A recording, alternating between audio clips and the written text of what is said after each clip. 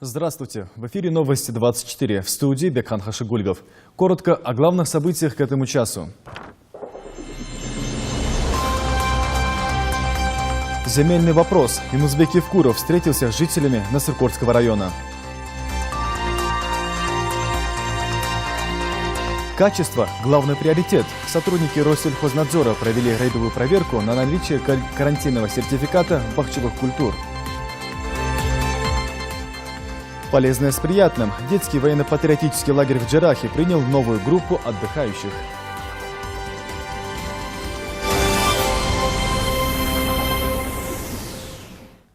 В Назрановском доме культуры глава Ингушетии провел встречу с жителями Насыркорского административного округа. Поводом для встречи послужило самовольный захват земельных участков жителями Назрани. Будут ли выделены земельные участки под индивидуальное жилищное строительство, узнавал Магомед Асканов.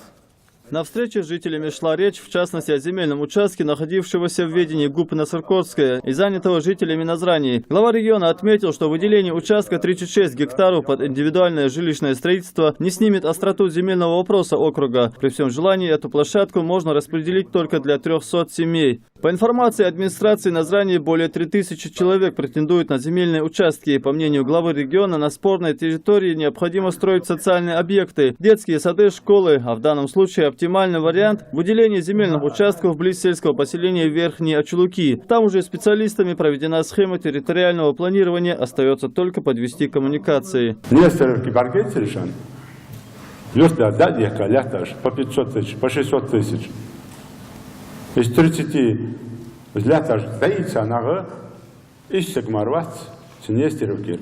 Остальное вообще Нестеровкир бац. Хандетес, юртбар, нах согут бац. Хорошо, ваш лордят, дик был бы дал хостом бы.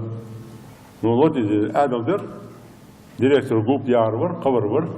На встрече говорили, что земельные отношения иногда переходят к ссорам и конфликтным ситуациям. Дабы избежать этого, муниципальным властям и надзорным органам необходимо проявлять принципиальность в этих вопросах. Да,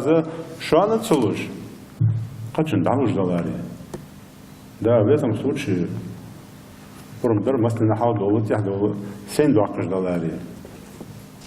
но أدل لا تخدولش خالتشيز أغلى تجوش بيز قاموا تعدين خدولش خالتشي تعم قوان قتيل شكل تقول تبارش خالتشي أدل عشان إزدار جلاتش هنيالش من توك إزلات 36 гектаров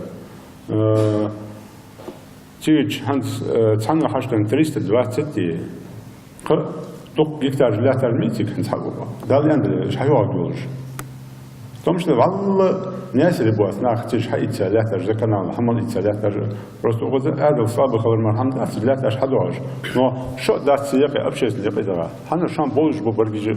Также законодательство твердит о том, что использование земель в течение 3 лет не по назначению со дня предоставления участков в собственность – это основание для изъятия земель в пользу государства. На встрече с очередниками глава региона выслушал вопросы и предложения жителей Назрани, пообещал принять меры для разрешения сложившейся ситуации. Подводя итоги, Юнузбек Евкуров сообщил, что до конца этого месяца примет окончательное решение по вопросу отведения участка для жителей Насыркорского округа под индивидуальное жилищное строительство. Магомед Асканов, Юнус Сичоев. Новости 24. Сегодня глава республики представил коллективу Управления Федеральной налоговой службы по Ингушетии нового руководителя. Им стал Тамерлан Вышегуров. В мероприятии принял участие руководитель межрегиональной налоговой инспекции по СКФО Владимир Радченко. Юнузбек Евкуров отметил высокую роль налоговых органов республики и достигнутую положительную динамику в работе при предыдущем руководителе Салмане Гагиеве. По мнению главы, реализация многих республиканских проектов и программ была бы невозможна без четкой и слаженной работы налоговиков. Однако есть к чему стремиться. Перед новым руководством глава региона поставил ряд задач. По оценке федеральных чиновников и по моей оценке мы довольно высоко держим планку. Эту планку надо еще выше поднять и дальше работать в этом направлении. На это обращаю внимание. Необходимо завершить работу по сверке и актуализации баз данных, содержащих сведения о земельных участках и объектах недвижимого имущества республики. Это очень важная тема. Тамерлан Русланович имеет хороший послужной список. в налоговых органах с 2001 года. Имеет благодарность за хорошие достижения в работе главы республики. Имеет благодарность министра финансов Российской Федерации. Прошу показать серьезную помощь в работе новому руководителю. Показатели управления на сегодняшний день очень хорошие. Деятельность управления считается достаточно эффективной. Хочу сказать, что темпы роста уровня прошлого года в Северо-Кавказском округе по республике Ингушетия одни из самых высоких. Как было уже сказано, налоговый потенциал республики есть. Есть резервы, которые мы можем выявить. Задача нам ясна, задача выполнима. И я, наш коллектив, в лице всего коллектива, обеспечим выполнение темпов роста. И я думаю, год мы закончим достойно. Также главе республики сегодня представили доклад об итогах работы Государственной фельдъегерской службы по Ингушетии за первое полугодие 2014 года. Подразделением за 6 месяцев текущего года было переотправлено 29 700 отправлений. Из них 2400 грузовой, общим весом порядка 15 тонн. Общим весом корреспонденции. Подразделением выполняется один авиационный маршрут Назрань-Москва-Назрань. Управление Россельхознадзора по Ингушетии уже не первый год проводит рейд не только по торговым точкам бахчевых культур, но и на наличие карантинного сертификата, который в обязательном порядке должен быть у каждого добросовестного продавца. Но, к сожалению, год за годом сотрудники Россельхознадзора сталкиваются с тем, что продавцы пренебрегают правилами. Подробности у Светланы Томовой. В республике продолжается проверка бахчевых культур на наличие карантинного сертификата. Условия реализации, покупки и потребления овощей и фруктов являются важными факторами, влияющими на здоровье человека. Поэтому особое внимание должно быть отведено соблюдению санитарных правил и норм. Ведь от бдительности самих покупателей зависит не только их собственное здоровье, но и здоровье их близких. Но, к сожалению, многие продавцы не могут предъявить гарантийный сертификат, подтверждающий качество и безопасность реализуемой продукции. Анализ у нас в республике Ингушетия, и что подтверждает, что содержание нитрат соответственно доступно. Завозится к нам с других регионов, это с Дагестана, с Ставропольского края, там обязательно должен быть карантинный сертификат, потому что для чего это делается? Исключить перенос вредных организмов из другой республики, в нашу республику. В основном арбузы и дыни завезены в Ингушетию из Дагестана и Ставропольского края. У продавцов на руках имеются все необходимые документы, кроме карантинного сертификата, который необходимо было получить при закупке продукции. Многие реализаторы, которые занимаются продажей бахчевых культур первый год, могут и не знать об этом. Но те, кто ведет торговлю годами, просто регулярно пренебрегают правилами. В отношении продавцов представители Россельхознадзора составили протокол об административном правонарушении. Те лица, которые занимаются такого рода деятельностью, которые занимаются реализацией, транспортировкой именно продукции, именно потребительской продукции, должны сами изучать, должны спрашивать и именно связанные нормы нашего федерального закона. И обязательно с каждой партии продукции должен быть карантинный сертификат. Карантинный сертификат – гарантия качества ввозимых в Россию товаров животного и растительного происхождения. Этот документ содержит информацию о происхождении продукции, подтверждает ее безопасность для здоровья и окружающей среды. Светлана Томова, Гапурчев, Киев. Новости 24. В интернете появилась информация, что в Ингушетии якобы существует угроза проникновения томатной моли. Хотя сообщение оказалось недостоверным, но сотрудники Россельхознадзора на всякий случай подготовились к борьбе с этим видом вредителей. Репортаж Заремы Евлоевой. Россельхознадзор Ингушетии опасается проникновения в республику томатной моли. Статья с таким заголовком появилась на одном из сайтов. Но, как оказалось, сотрудники этого ведомства таких заявлений не делали. И явных угроз того, что паразит из Южной Америки появится у нас, пока нет. Но феромоновыми ловушками на всякий случай запаслись. Ловушка предназначена для обнаружения картофельной моли. Вот здесь есть вкладыш. На вкладыше установлен феромон, который заманивает запахом вредителей. И после этого, когда мы вывесим, через 2 недели мы их собираем, отправляем в лабораторию для продления. Нальгиевы с 2005 года занимаются семейным бизнесом. В республике они уже давно прославились вкусными, а главное экологически чистыми продуктами питания. Навоз отстаивает год.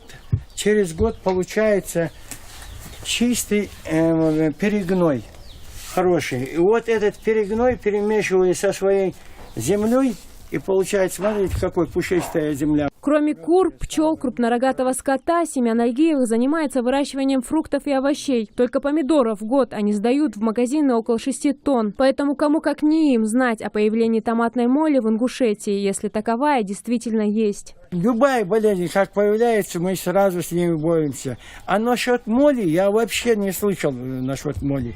Если появится, мы готовы, мы будем с ним бороться. Томатная моль является карантинным вредителем. В России она была выявлена в 2011 году лишь в 2 регионах – в Краснодарском крае и Калининградской области. Вред, который может нанести, сравним с нашествием саранчи на сельхозугодья. Свое название этот паразит получил из-за особой любви к помидорам.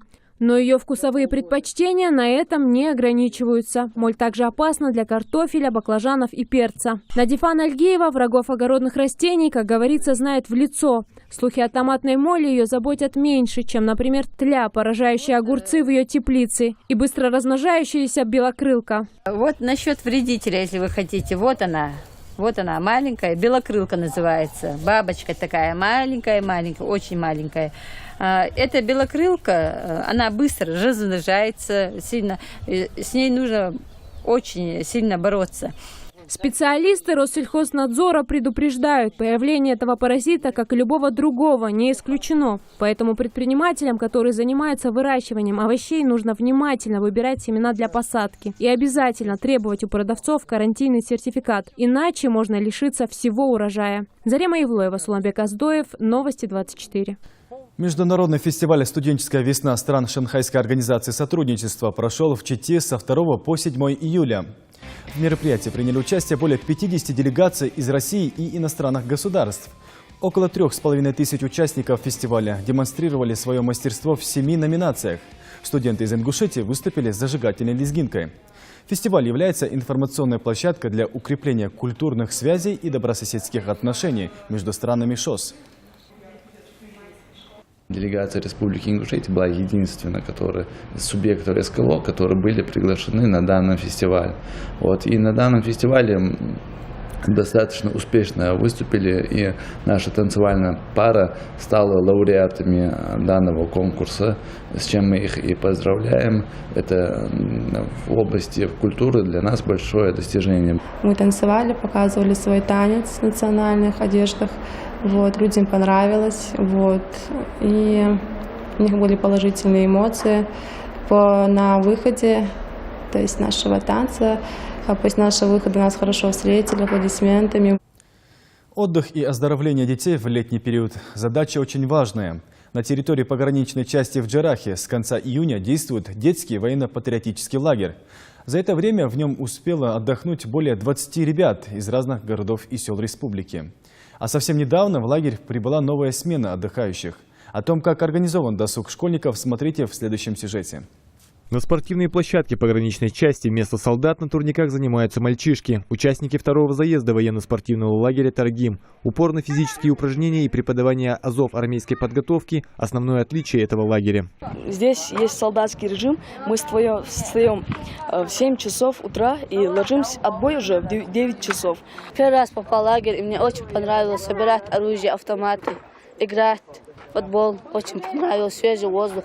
Особенный интерес дети проявляют к оружию. Сборка-разборка автомата для большинства – одно из любимых занятий. Многие из этих ребят держат оружие в руках впервые, но немного практики, и у автомата Калашникова не остается секретов от любознательных подростков. Контроль-спуск делается, когда магазин не пристегнут. Понял?